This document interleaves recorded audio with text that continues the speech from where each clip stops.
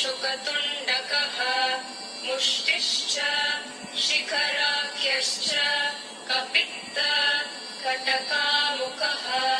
कटकामुखः कटकामुखः सूची चन्द्रकला पद्मकोश सर्पशिरस्तथा मृगशीर्ष सिंहमुखः काकुलश्च अलपद्मकः चतुरो भ्रमरश्चैव हंसास्यो हंसपक्षकः सन्दंशो मुकुलश्चैव